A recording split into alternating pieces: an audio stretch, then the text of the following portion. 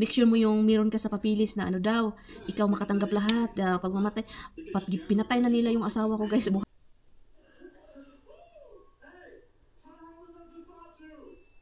Hi! Good morning! Get down here, come on down. Good morning. Come on, get down. Adoy, come on. Come on, get open. Come on down. Habsi, don't be pain in the neck. Hoy. Come down here. Come on. Come on. Okay, I'll close it. Okay. Good boy. Adoy, good boy. Hello guys, good morning. Today is the day before Thanksgiving, no, kaya yun, and off ni Tommy ngayon, and magpunta tayo sa, meron siyang pabayaan ko muna siya kasi yung quad kung saan nilagay ni Tommy yung plow para sa ating snow pag winter, ang gagawin po niya is ayusin niya yung gulong kasi flat. At yung battery is kailangang mag-replace ng battery kasi ano siya, old na siya ba. So kaya yun, para magamit natin sa pag-ting snow na ba. So kaya yaon guys. At madilim dito ang bahay. Ganito po yung bahay. May nagsasabi, Miriam, bakit yung bahay mo nakakatakot palagi, madilim, parang walang ilaw. Meron naman guys, o bintana. Meron naman mga bintana guys, pero talagang madilim-dilim dito. Tara guys, labas tayo. Pero magsuot tayo ng... Ay, hindi na ito labahan kasi hindi ko naman ito susuotin pa labas. Suotin ko lang ito dito pag may snow. Pag maglinis ba. Kasi anuhin niya yung quad. Yung quad is para siyang tuwad, ha? Quad-tuwad. Quad-tuwad. Asan yan siya? So yan, antayin natin siya guys. Ang daming dahon na naman nahuhulog kapagod talaga kapag maglinis. Ang daming dahon ang guroy. Aruroy. Wow. Andito na pala siya What's wrong? Adoy. Ang daming dahon guys, This one, hindi ko din ito sinauli, Guroy, pagkadami. Look, Ugawas balay, You want me to open? The blue thing is on the porch, right? It's in the garage, I put it. I know what's that for. Huh? Try to move it on. It's wet, honey. That's why it's heavy.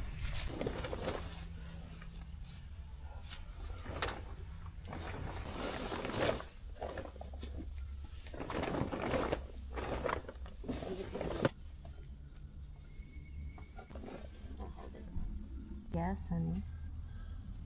What is that? Oh, that dirty filter, hon. Oh my goodness. Ang dumi. Hala, it's different. Huh? For this specific. You want me to shut up? There's no way I'll shut up. Ito yung plow guys, daming dahon guys. Linis tayo dito. Doon din.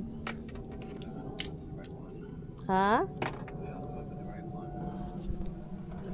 Maganda ito sa snow guys, kasi tignan nyo. Yung gulong niya, Ayaw umandar. Hi baby.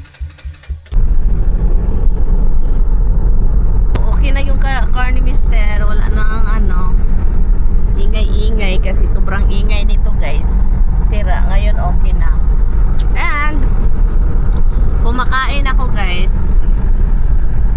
And then tinawag ako nito. Kanina pa pala siya nagpaabot sa labas. Naghintay siya ba? Matagal-tagal din pala kasi pagkatapos ng pumasok ako sa loob ng bahay,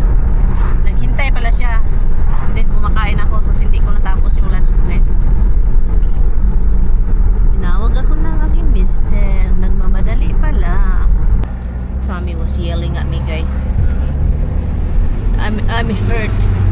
I'm so hurt.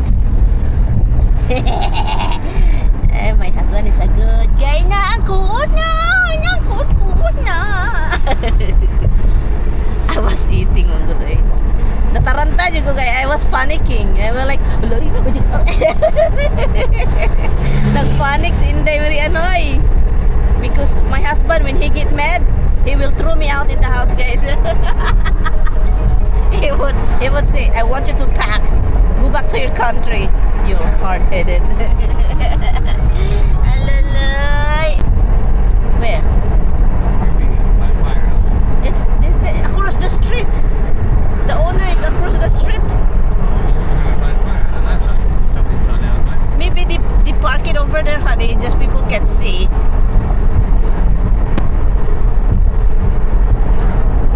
Let's try to go over there. They're not there anymore. Now it's the Home Depot batters. I'm saying so. Maybe they bought the Raybacks in the Oh, and Hold up.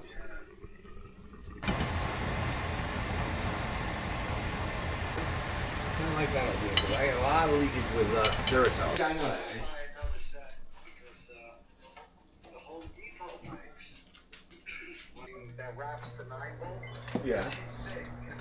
it's not actually I've had that happen. Ganito po ako guys magsira. So paggabi na, ilalak ko na itong aking window. O ilalak. I-close ko ang mga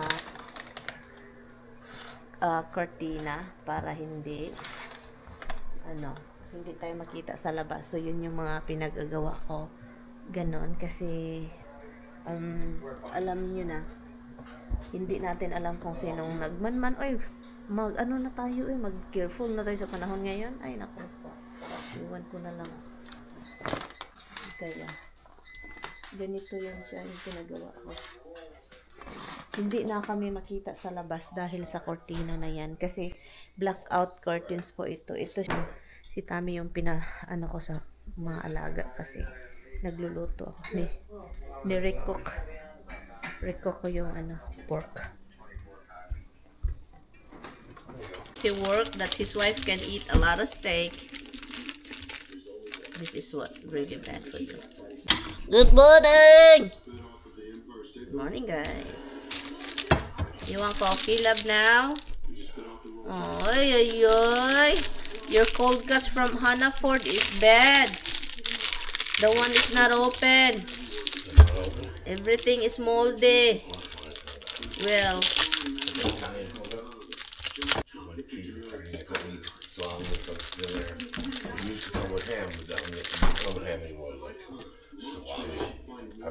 Islami and pepperoni. Yeah, I'll throw that out because I don't. So, pagod yung asawa ko, guys. Always working, guys. He worked that his wife can eat a lot of steak. This is what really bad for you. Just eating it itself.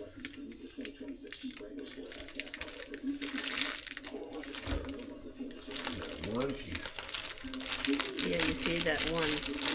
Hala! I ruined it, love. Look.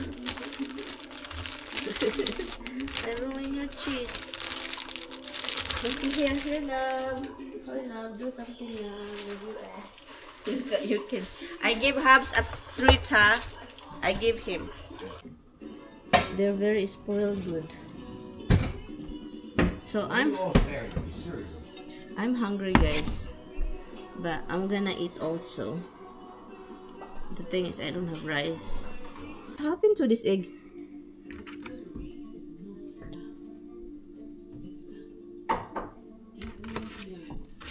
Parang walang laman. Sobrang gaan ng itlog, parang walang laman. Ito, oh. Bigyan natin si Tami ng 3 egg. Parang walang mga laman. May nagtatanong pala, guys, no? Sabi pa niya, hindi ba yun nasisira yung onion na hindi mo siya niluluto lahat or hindi mo siya ginagamit lahat? Nilagay namin sa guys, kaya hindi siya masisira. Nilagay namin sa refrigerator. I don't know why people think na masisira siya. I don't really know. Pero yan, I think because it's onion, masira siya kapag hindi gamitin lahat. It's going to pollute bacteria. Ano ba? Yan siya guys, luto tayo. At magbatil tayo ng itlog. Simple lang naman ito kay Tami kasi. Batil ng itlog, cheese, ganon. At hindi ko alam ito yung parang walang laman billets eh. Ano naman kung maliit kasi siya guys. So, hindi ko alam guys kung bakit ang dami talaga. Ang daming manglait. As in, kapag dito sa YouTube wala masyado, pero doon sa blow up, doon sa Facebook, ang dami talagang manglalait guys na mga basher. Ang daming basher guys. Grabe.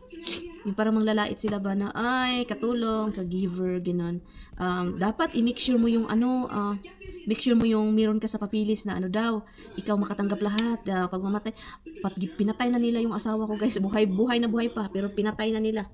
Kasi, sabihin na, pag mawala yung asawa mo, wala kang matanggap, gano'n.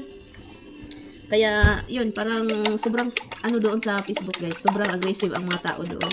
Meron man din dito sa YouTube, pero mas grabe ka aggressive doon sa kabila. At saka sa TikTok, same lang guys. So kaya, buhay pa yung asawa ko. Na guys, nag-alala sila guys, kung mayroon ba daw akong matanggap or kung ano yung bahay ko, ari-ari ni mister, ganun. Pera ni mister. Alala sila, hindi ko magits. Yan and then naisip ko ba, alala sila para sa ko. Ang iniisip ko, itong mga taong ito, meron kaya itong mga matatanggap sa mga asawa nila? Iniisip nila yung kapakanan ko or kasi sabi nila wala kang karapatan dyan, dapat anuhin mo talaga na dapat sa iyo, ganun. Ay, mapunta yan sa mga kapatid, ganun napunta na tuloy sa mga kapatid, guys. Naisip ko ba, sana itong mga nagbabas ng ganun, meron silang matanggap na something sa asawa nila. Meron silang ari-arian, guys. Ang problema, kasi tingin ko, guys, parang wala namang mga guys. Parang pamilya ko lang din sa Pilipinas. Parang normal lang na family, hindi mayaman, walang mga ari-arian. Ganun ba? Pero ang lakas-lakas ng loob magsabi sa iba na Hapsi, what are you doing? So kaya, nakakatawa.